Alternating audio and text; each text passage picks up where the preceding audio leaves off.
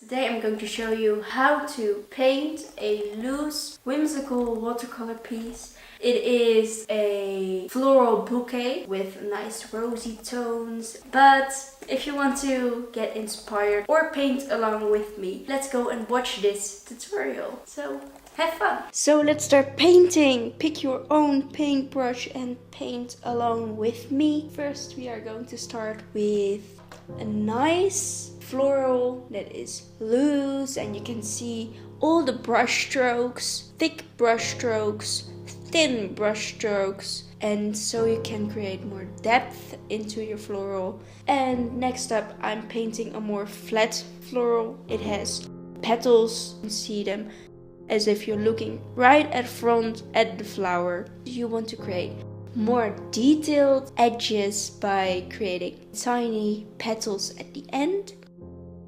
Next up, we're going to deepen the floral we have made at the beginning, and because the paint is still wet, you can just put more pigment on top of it.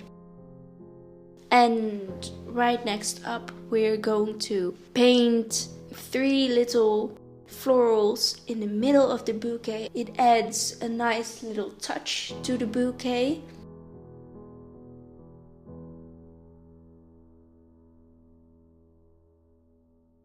And of course, a big rose in the middle of a bouquet. It is so classic and easy to make. I mean, it is loose style. I'm a bit excessive when it comes to florals in my pieces. Next up, we're painting the foliage. Foliage is a must in your bouquet. And with painting the foliage, you have to make sure you first pick the right tone to your piece, because if you use warm-toned florals, do you want to paint warm-toned foliage or do you want to paint cool-toned foliage? I went for warm-toned and I picked up sap green, and then we're just painting dots around the foliage on the left side, as you can see, just to make more florals into the piece.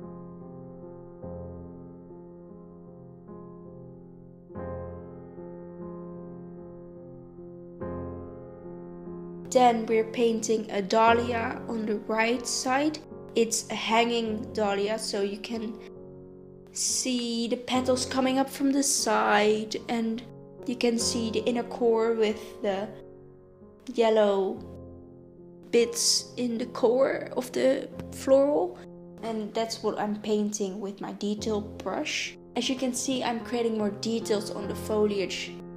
I think it's very important to make them pop a little bit more. I'm just creating thin flicks with my wrists to paint foliage with a sharp edge, so I can put dots around the sharp edges because it will look more as a whole in harmony. We only have to make more details to the piece. So I wanted to use a more of an orange toned color in my piece, so I went for the dahlia at the top.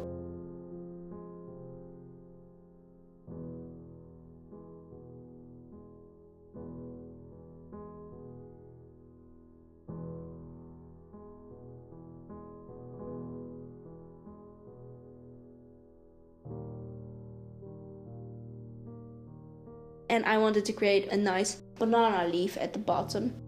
And because it is behind all the florals and the foliage, you have to paint around the florals and the foliage, and I thought it was very appropriate for the piece.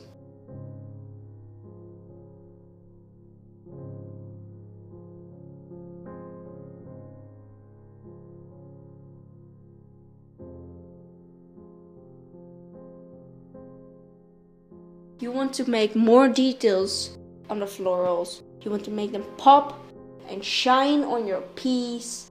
So pick a more pigmented brush and use more pigment than water and go over the florals to make them pop on your piece.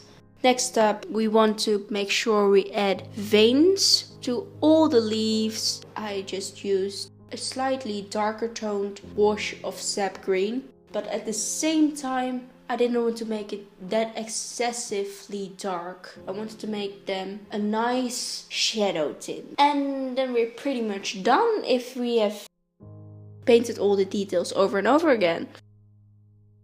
And as you can see, I sign my piece at the bottom. If you want to see more of my art tutorials, make sure to subscribe to my channel.